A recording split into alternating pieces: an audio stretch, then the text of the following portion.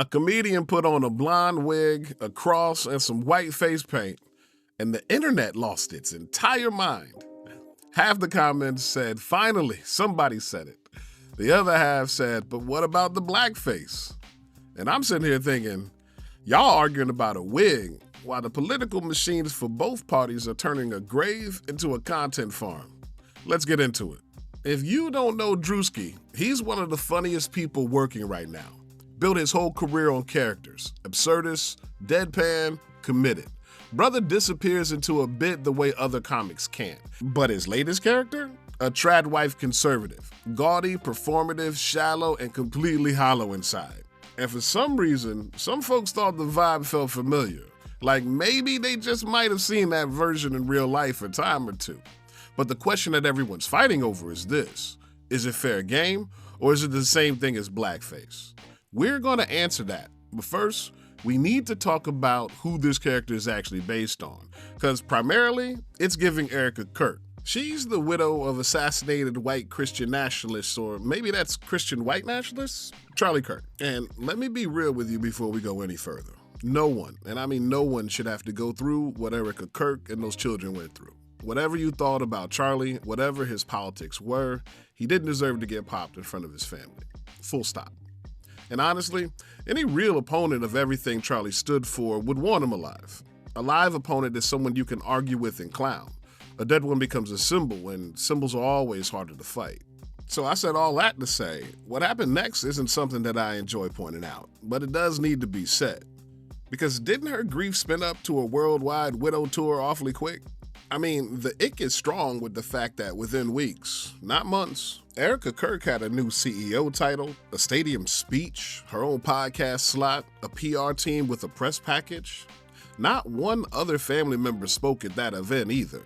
Not as parents, not as siblings, just her. This woman had more brand activations in her grief than most people have in their whole career.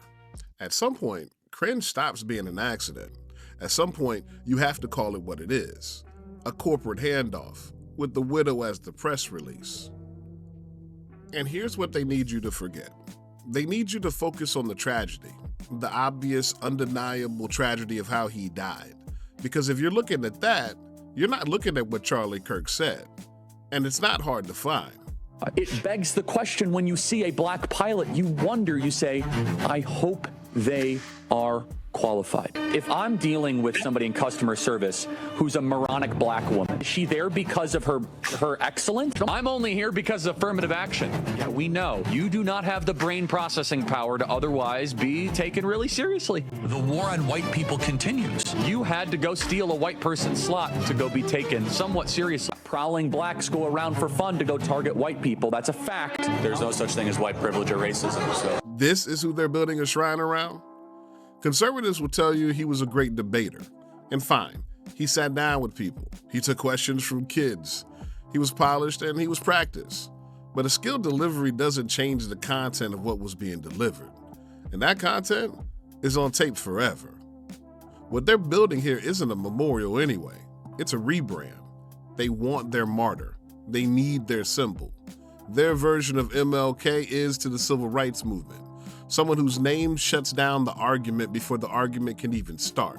Make it so you can't even think of critiquing the ideas anymore without looking like you're attacking a grieving widow. That's not an accident. That's the architecture. But dig, if you will, this pattern, because this is nothing new. Is it just me, or when this movement wants to do something ugly, and I mean genuinely ugly, they don't put a man in front of it. For their most egregious, despicable content, that's when they roll out the trad wife archetypes. Christy Noel, you see her standing in front of ICE operations that were separating families, terrorizing communities, and smiling for the cameras while she's doing it.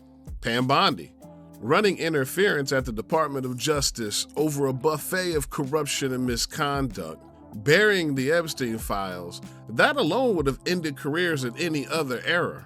And now you have Erica Kirk. The trad wife aesthetic isn't incidental. It's a load-bearing wall. You put a woman in soft lighting and a cross necklace in front of something you don't want examined too closely, and suddenly the examination feels like cruelty. That's the play. It's always been the play. And Druski saw it. So let's answer the question everyone keeps asking. If he can do whiteface, why can't we do blackface? And I don't think the answer is complicated. It just requires you to know a little bit about history. Because blackface wasn't a joke, it was a weapon.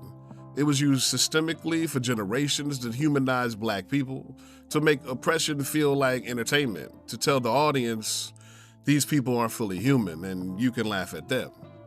Druski isn't targeting a race. He's targeting a political archetype, a specific behavior. One is punching down at the powerless. One is punching up at the machine. That's not a double standard. That's the whole point of satire. The target matters, and the weapon does too. But what might matter most of all is the intent.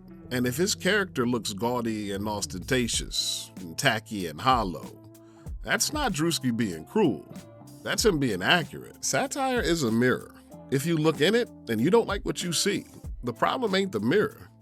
If the comedian in the blonde wig bothers you more than the political machine monetizing a fresh grave, the video already told you everything you needed to know about yourself. So here's what I want to know from you. Is Druski doing what satire is supposed to do? Or did he go somewhere he shouldn't have gone? Drop it in the comments. Let's talk about it. If you like this video, please like the video and subscribe to the channel. It really helps us grow. Peace. As a liberal, I imagine you don't like war, right? You don't like endless war. Under Donald Trump, it was the first president in 40 years where we had no new wars. No Iraq war, no Syrian war, no Russian-Ukraine war.